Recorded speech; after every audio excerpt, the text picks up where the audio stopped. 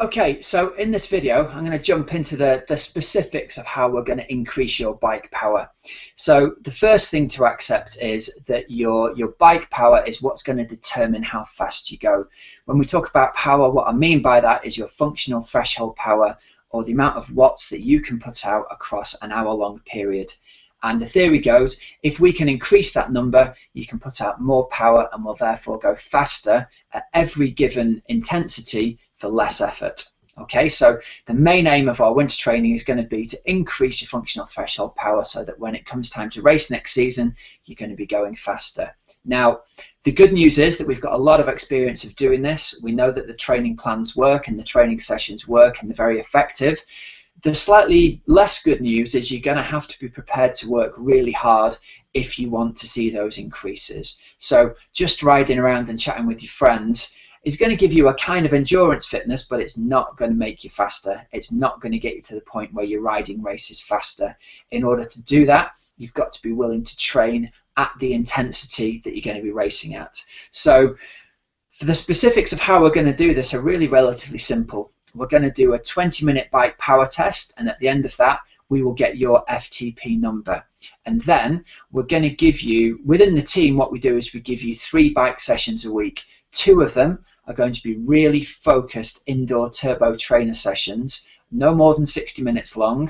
And the other ride is going to be a slightly longer one where you can ride outdoors if you get the chance and the weather's okay, or you can do a 90-minute ride indoors on the turbo trainer, but not as hard as the other 2 sessions are going to be. However, those 2 key turbo sessions of the week, you're going to have to turn up ready to really work hard. Traditionally, we're looking at working for 30 to 40 minutes of a main set within a 60-minute session, and that's going to break down to be sort of 10 or 15 minutes of warming up, 5 or 10 minutes of cooling down at the end, and the rest of it you're really going to be training at just below or just above your functional threshold power. Now, an example session of this will be you'll do 6 repetitions of 5 minutes at your threshold power with a minute's recovery after each one.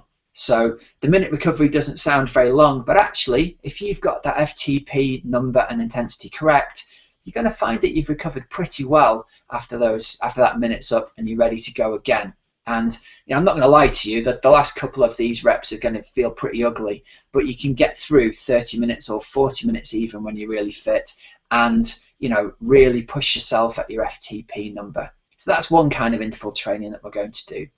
Another kind of indoor bike session we're going to do is called big gear training, and literally what that means is you're pushing a big gear at a low cadence, kind of simulating that feeling of how it feels if you're going up a hill and you haven't changed gear. You haven't changed up a few gears quick enough and you end up pushing a gear that's just a little bit bigger than you're comfortable with. So for a lot of people, this is down at 55 to 65 revs a minute, and it comes with a caveat.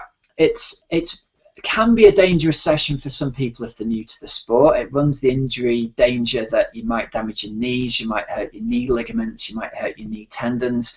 But if we introduce these in a sensible way, and we've got a lot of experience doing that and breaking the session down into chunks that are suitable for beginners to do, we haven't seen injury problems with this. But what we have seen is that when people transition to outdoors, if they've done some structured big gear work during the winter, they can climb hills much more effectively. They can go over rollers on the bike much more effectively because their body is used to producing power whilst pushing a much slower cadence than usual. So if you like, it's adding an extra weapon into your armory for the bike leg.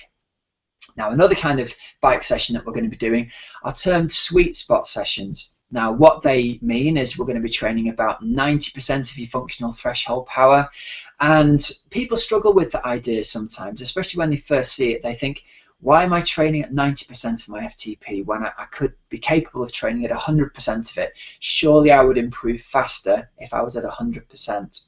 But what we found is that 90% number is still high enough to produce a very large training adaptation, but the key thing here is you can do much more work at sweet spot than you can at threshold. So I mentioned earlier, you might only do 30 minutes of hard work within an hour at functional threshold power. At sweet spot, you'll find you can do 2 sets of 20 minutes sometimes towards the end of the season, even 3 sets of 20 minutes at sweet spot. So you're accumulating much more work and building more fitness while working at a slightly lower intensity. And that's specific because it's still a higher intensity than you're going to be racing half Ironman or Ironman, and it's still going to improve that FTP number for the Olympic and sprint distance athletes as well. So there's another session there that you can try by training at 90% of your FTP. And again, within the team, we've got probably 40, 50, 60 of these training sessions across the different combinations. So people are never going to get bored, but you could go away and try these sessions yourself and repeat them on a weekly basis, and I guarantee that you're going to see results in your cycling. Okay, so again, if you want to find out more about Team Oxygen Addict, just click the link at the bottom of this video in the notes down there. And I hope this has helped you out, and I hope you see a faster bike split next season.